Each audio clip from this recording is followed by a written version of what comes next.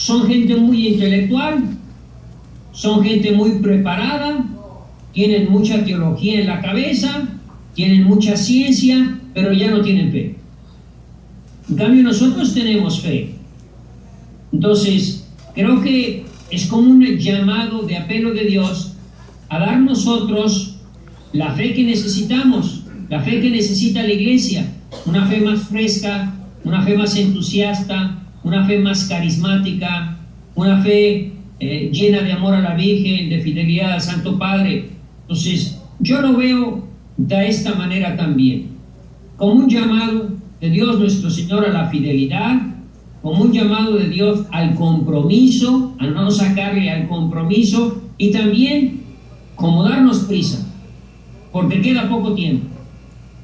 Ya los que me conocen a mí saben de que este tema es un tema recurrente en mis charlas, en mis pláticas, es un tema del que estoy hablando con mucha frecuencia, y el tema de que nos queda poco tiempo y de que tenemos que prepararnos con mucho entusiasmo para dar la batalla contra Satanás.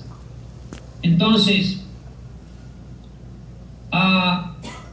vemos esa situación de dos papas, vemos un papa americano, vemos que Dios tiene prisa, vemos que este papa tiene un consejero y vemos que Dios nos está invitando a dar esta batalla definitiva, esta batalla final contra Satanás por el triunfo del corazón inmaculado de María, que es lo que yo estoy hablando ahorita en estos días.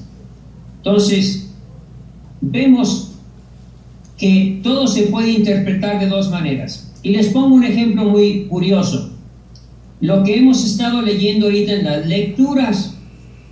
Por ejemplo, hoy leíamos que los evangelistas se habían ido unos a Chipre, y otros a Corintio, y otros a Antioquía.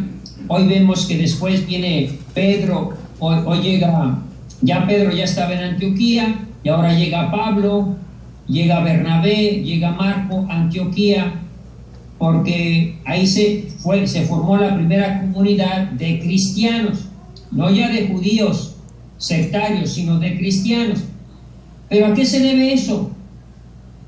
¿A qué se debe que de repente estábamos en Jerusalén y ya los hechos de los apóstoles ya no están en Jerusalén, ya están en Chipre, ya están en Antioquía, ya están en Roma? ¿A qué se debe? Se debe a la persecución que suscita Esteban. Cuando Esteban les empieza a echar en cara a los judíos prosélitos, a los que eran los más bravos, los más fanáticos, que ellos son culpables de la muerte del Mesías, lo agarran a pedradas a Esteban.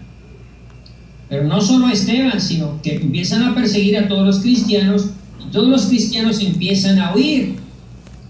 Y dice los Hechos de los Apóstoles que mientras huían, mientras corrían, en cada pueblito que llegaban, iban dando testimonio de Cristo resucitado. Entonces, eso que era una persecución para una iglesia pequeñita, porque recuerden que la iglesia, pues no eran ya para después de Pentecostés, yo diría son cuando Cristo de Pentecostés 3,000, 5,000, pero pues enfrente del imperio romano y del paganismo y de los judíos, pues no era nada, y los empiezan a perseguir. Pero gracias a esa persecución, en vez de acobardarse, en vez de hacerse menos, empiezan a crecer, empiezan a ir, como digo, a Chipre, a Antioquía, le entra Pablo, le entra Marcos, le entra Pedro, y se empieza a extender toda la iglesia.